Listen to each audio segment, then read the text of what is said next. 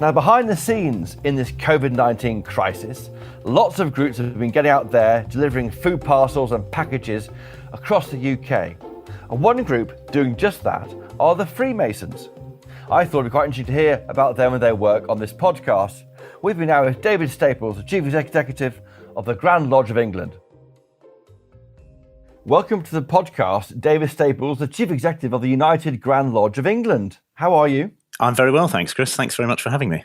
Well, it's great to have you on. I was really struck by some information I was sent this week about the Freemasons and the work they're doing during COVID-19, because the Freemasons have get such a tough rep, I think, probably unfairly in the UK. You're doing a lot of work for handing out donations of 300,000 meals, 38 tons of food.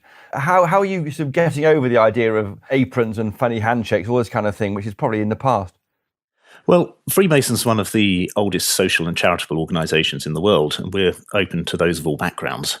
Our roots lie really in the traditions of the medieval stonemasons who built our cathedrals and castles. And our aim is to empower our members to be the best that they can be, both for themselves and for the society around them. And COVID is obviously a massive issue in this country, and we are doing exactly what we have done for the last 3 centuries, doing what we can as individuals and an organisation to get out there and help the communities from which we're drawn. In April, we focused our efforts primarily on producing personal protective equipment for both care homes and for hospitals. At the very start, our members were turning over the production lines of their companies to produce visors. We've sourced and produced tens of thousands of bits of PPE for all sorts of organisations, primarily care homes, because that was sort of left on the back burner a little bit. And then in May, computer tablets, we were donating over 1,000 to hospitals. I'm a consultant physician on my spare time, as it were, at Peterborough Hospital. And with the situation of not allowing visitors in, there was a terrible situation where people could not talk to their families adequately. They couldn't see their loved ones. And so we've provided over 1,000 tablets to allow that face-to-face communication at distance. And that's been incredibly well appreciated.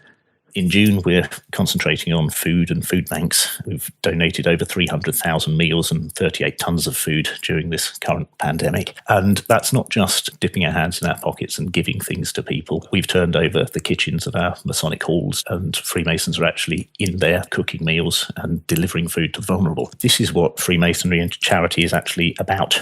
Nobody should go hungry in 2020. Nobody should have to worry about where their next meal is coming from. And if our organisation is able to play a small part in helping alleviate some of that suffering, then we shall do so.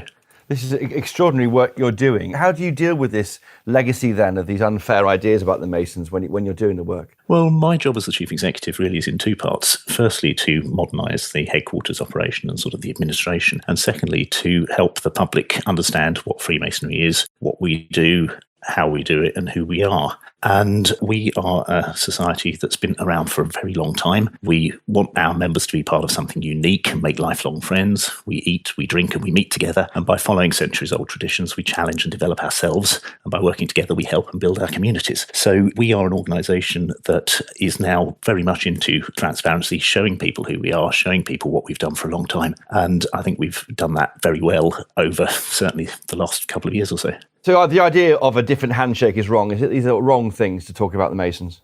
Well, handshakes are part of our ceremonies. There's 3 ceremonies that we do, and they're there to teach us how to be better people. So the first degree ceremony, when we bring somebody into Freemasonry, is all about telling our prospective candidates that we're born equal.